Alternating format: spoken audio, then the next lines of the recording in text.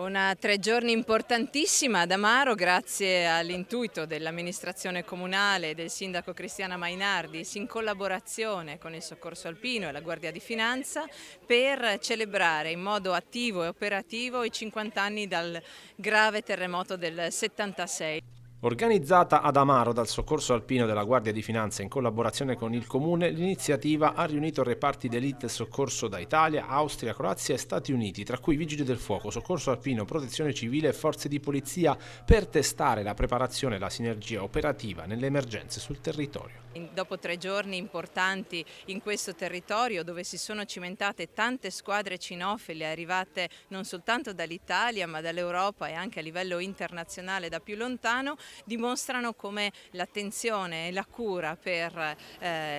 i soccorsi sia sempre altissima, come ci sia una grande competenza nel nostro territorio, una grande serietà anche nell'approcciare le sfide future che vedono comunque sempre legato l'uomo al cane come elemento di svolta. Le attività si sono svolte in contesti complessi come bunker, cave e pendii scoscesi per simulare interventi in frana o anche al buio, mettendo in luce l'importanza cruciale e la specializzazione delle unità cinofile nella ricerca olfattiva a distanza di persone disperse su terreni impervi. In un momento nel quale le tecnologie sono tantissime,